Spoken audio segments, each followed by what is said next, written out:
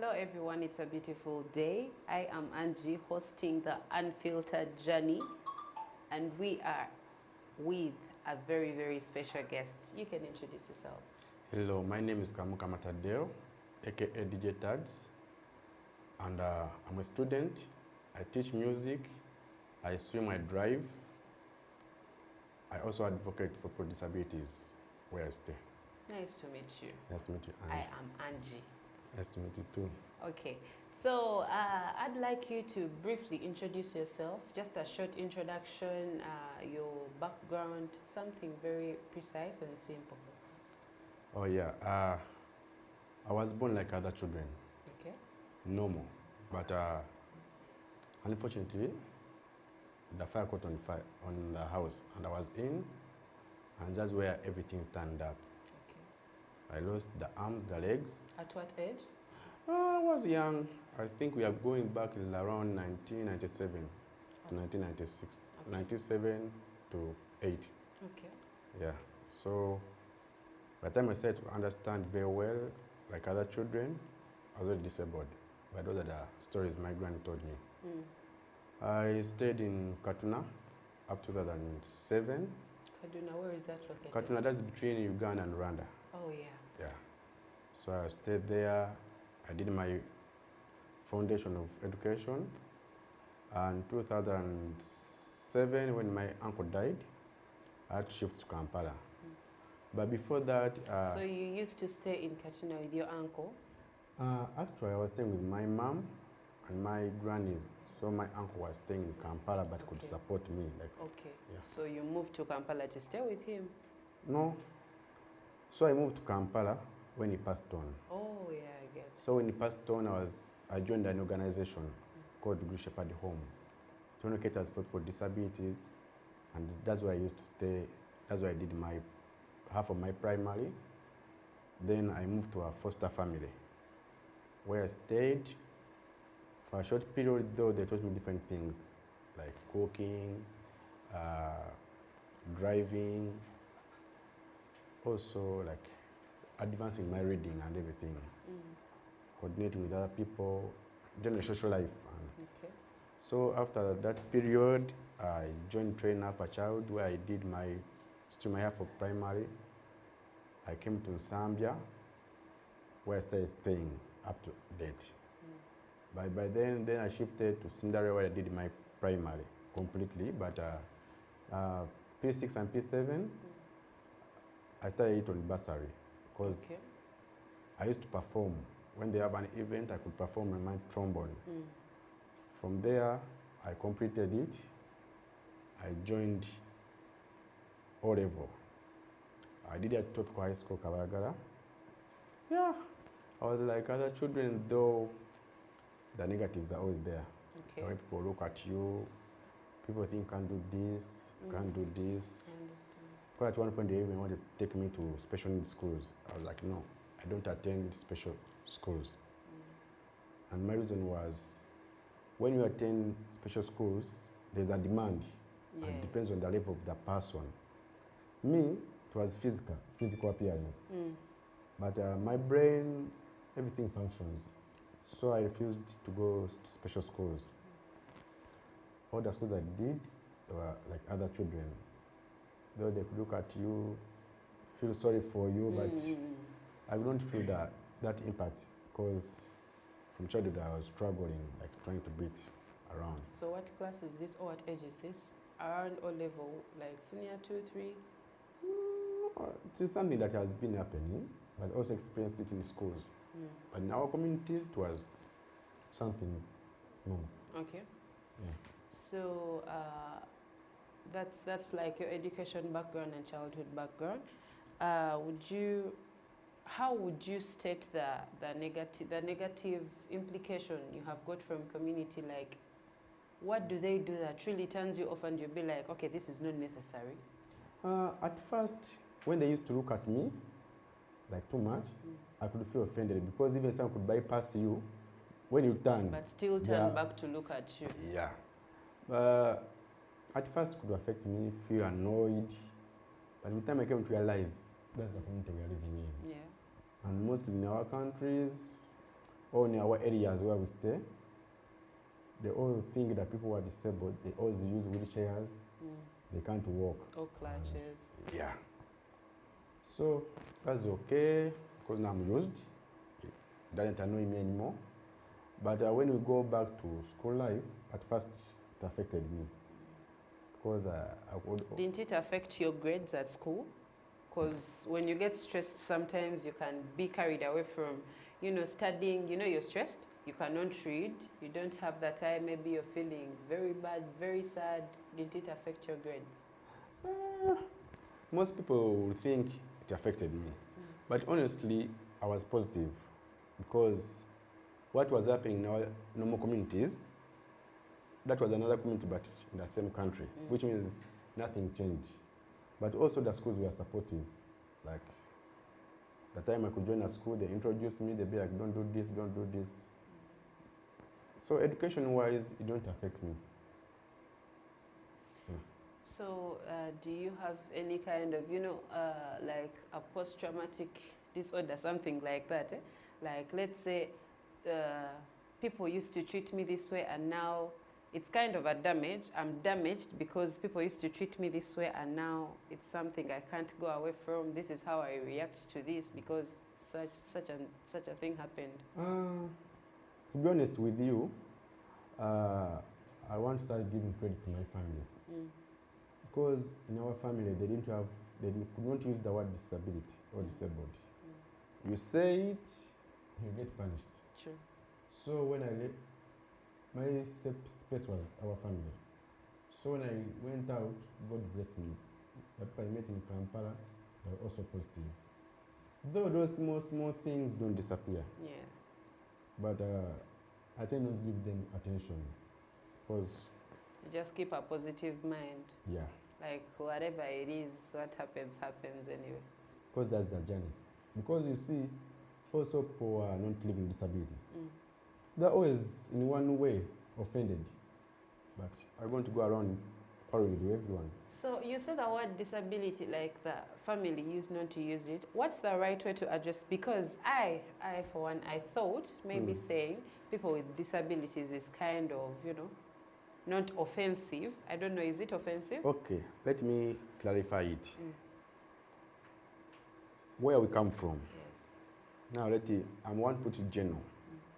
The families we come from, they're the first backbone, either to destroy someone or to uplift them. So when I say my friend didn't use to say disability, what I meant was they could not see me.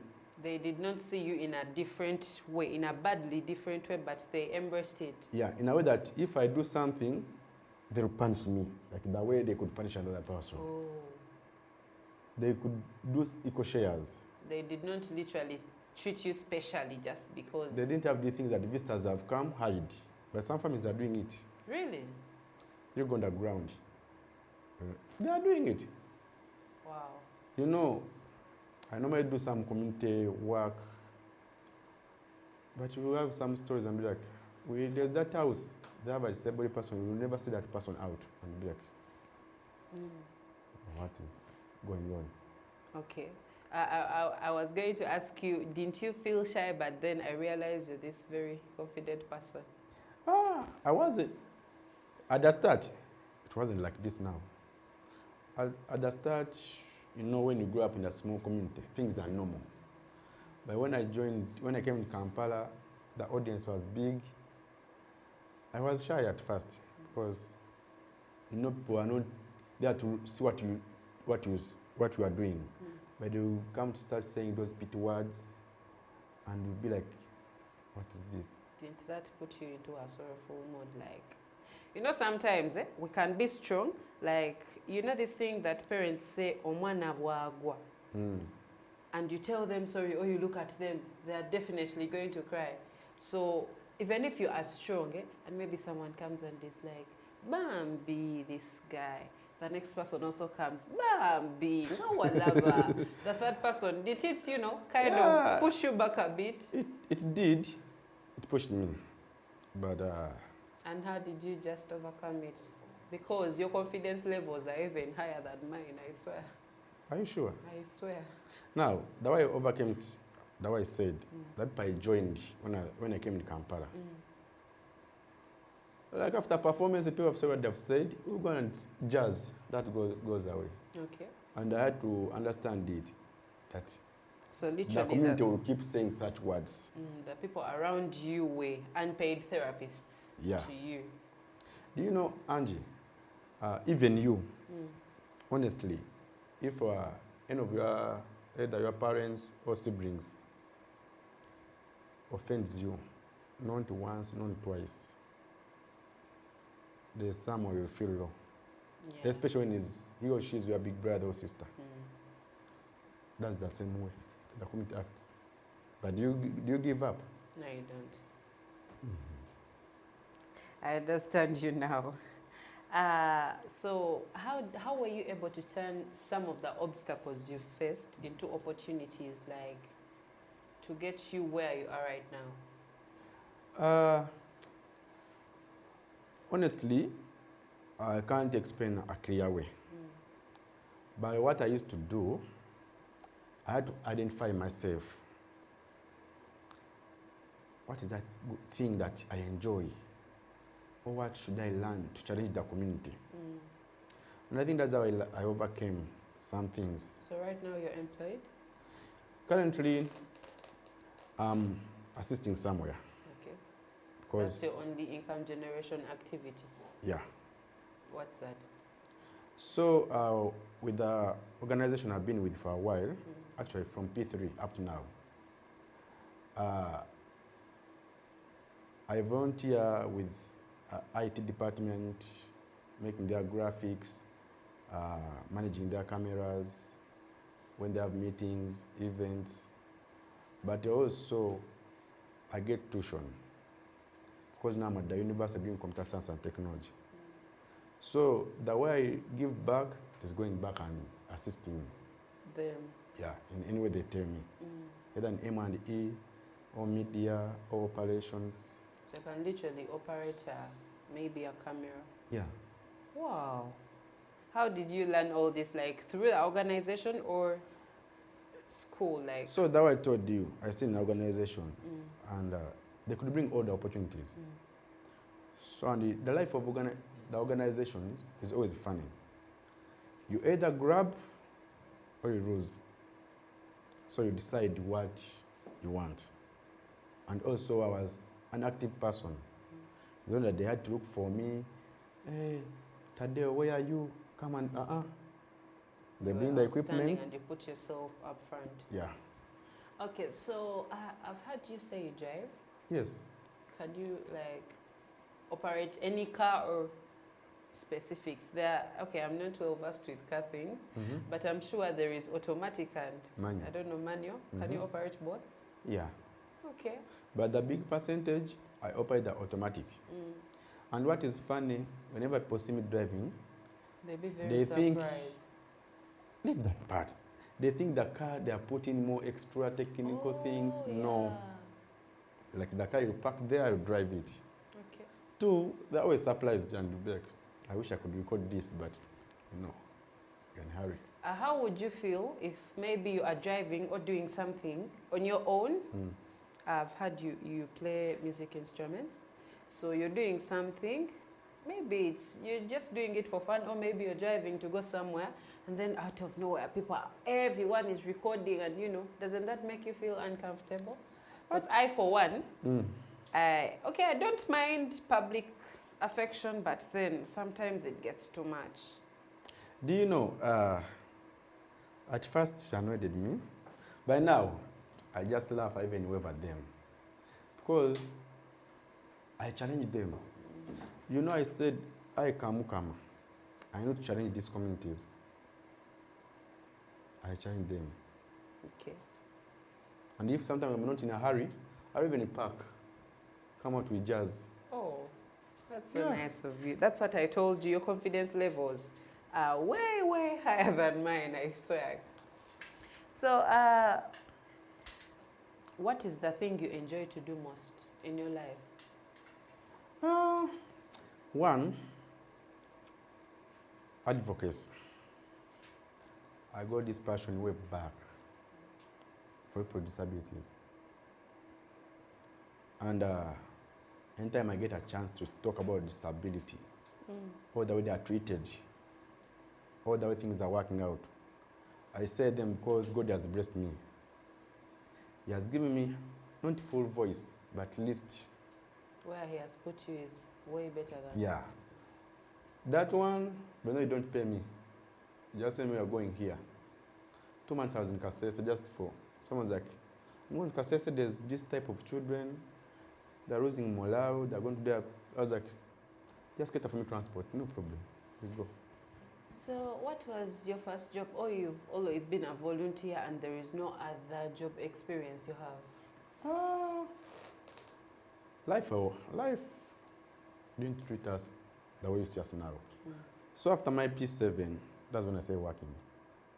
Wow, so early? Yeah, it sounds so early. But depending on the condition we are in, to survive. So after P7, the same organization. But this time they brought up, like, those who want to be teachers for music. I applied. Because now from that to start real life. I applied, I did 6-month training. Because we do trainings, we do exams for like ABRSM, as a music term. From there I passed, I started teaching from 2017 up to COVID. After the COVID, I decided to take a break. I went back for A-levels. Then I finished. Now I'm at the university. But though it wasn't that simple, because now the first question is like, how am I going to teach these children? No hands. How am I going to demonstrate? Won't they undermine you? You know, such thoughts run through your mind. You know, I couldn't raise a voice. I could see now which age is this. If you are like 18, 19, you will talk like men. These young ones, they are easy to control. Because violence doesn't solve. Or raising a voice, being tough doesn't solve. But my word was like, I'm going to teach. Like with the reading, it was easy. Because I could demonstrate, show them the notes, and the memory songs, or to start them from scratch. To know this is C, this is what. But I got over it because I knew the only way I can do it is through the blackboard. So I could like draw the lines, put in the letters I have to put in, demonstrate for them how each note sounds. Yeah. So what would you advise a person out there, person without a disability, just a normal person out there, but then they do not know how to handle someone with a disability? Maybe it can come in handy just in case something happens around the neighborhood.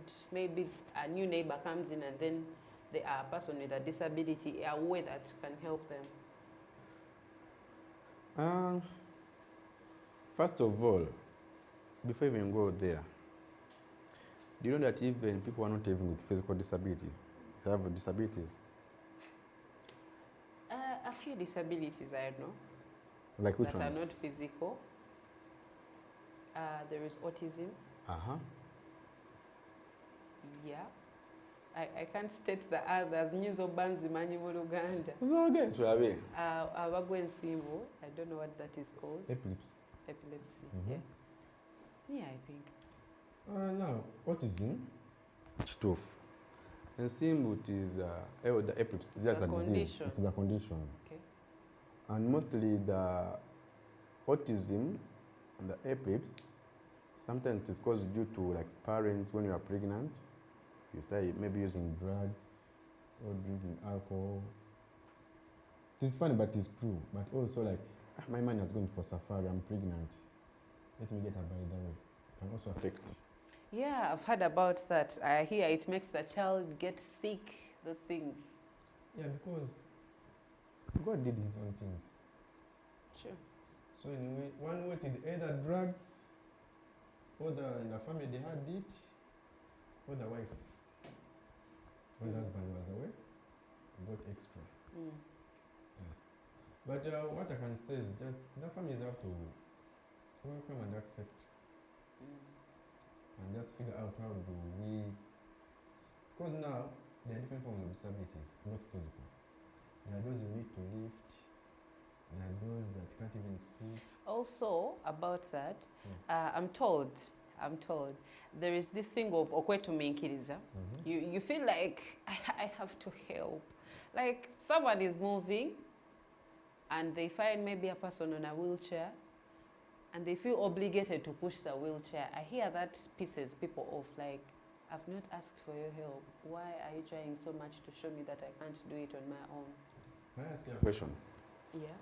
If you find someone in a wheelchair and they're going up a steep, will you just bypass?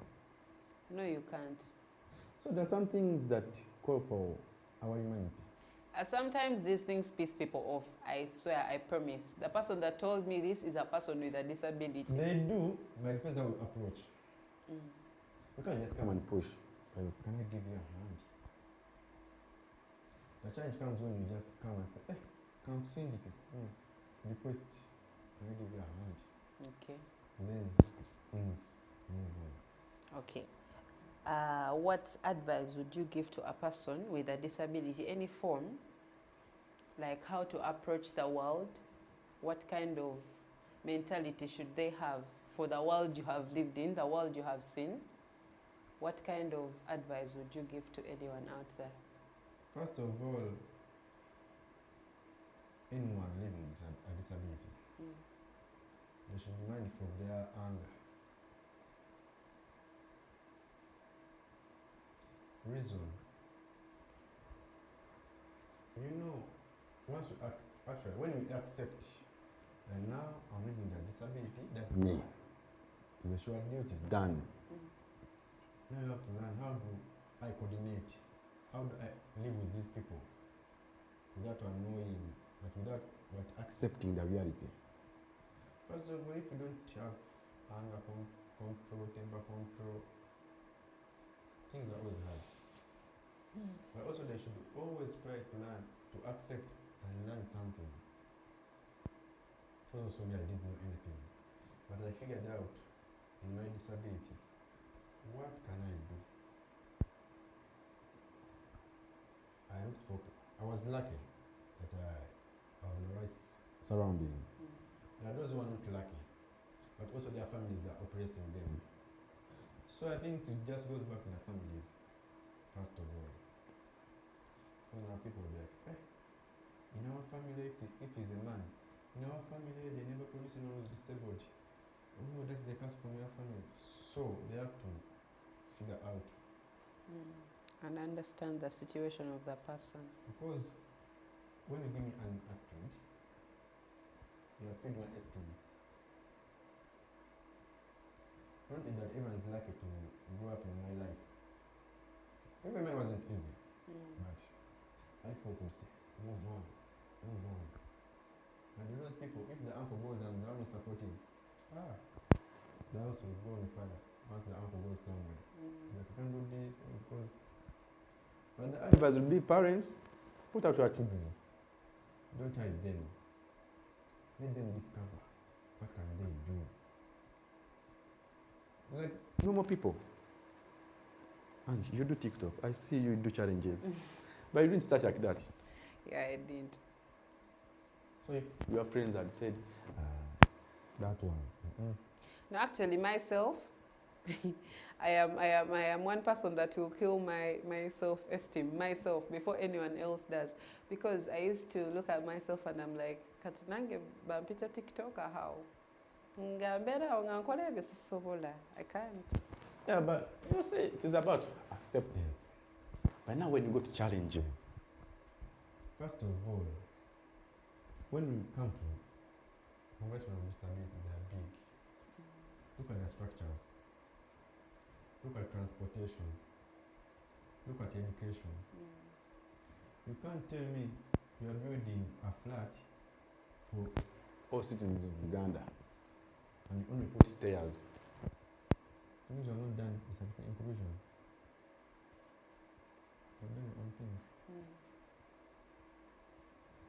So, I think a lot of architects should know this, and building owners, because I've been to a lot of buildings. Now that I think of it, I've been to a lot of buildings that are not inclusive. and do you ask yourself why purpose schools got this area that is comfortable for everyone? Because they know different people will come. It is a space of learning, creative, and everyone needs an opportunity. Now, it's not about the architecture. It's about the laws. They pass the laws, they sit. The person supposed to do it, if let me say who, I'm not going to mention people's names. But if they give him like 200 million, I'll be like, you build that building, no problem. But the rate is, they give to us. So there should be like, I feel that, I don't know, this is something that has just come to my mind. There should be like a way to organize something like a conference, or in a way that it can be spoken about and addressed to the nation, so that everyone realizes that actually these people need to be attended to in a certain kind of way. Because I for one, before I joined Purpose Skills, I used not to think about it. But when I see the ramps, I ask, and they're like, this is for people with disabilities. So that, so that they can be able to access the whole building, like everywhere there are ramps. So when I asked, that's when I knew. I actually used to see those things on some buildings, and I'm like, when they are mopping, the water just goes. But I didn't know what it was for. Up until I came to Skills, and then they tell me this is for this and that. I'm like, okay. So I think there should be a way that people are told about these things. Some of us don't know these things. Yeah, you see, that's why now organizations which are living standards, you find when they are trying to make structures or rearrange, they involve in someone with a disability. Because they will like, what is needed? Why do we need to change? Why do we need to include? What do we need to remove? With that one, purpose schools can help us to create audiences. But also, if the above people are not active, we push a lot to take care of. It starts small. Rome wasn't built in a day. I'm sure there are people that can join the campaign, and it can be something big. Something that can change at least 10% of the buildings in Uganda in a year. That can be a good start. Yeah, I'm with you. We're just starting. We're together up to the end. Okay. But some buildings have done some things. Because I take time, I take my tours. Different buildings, they say, this building is so good. I go there. I'm like, does it favor people with disabilities?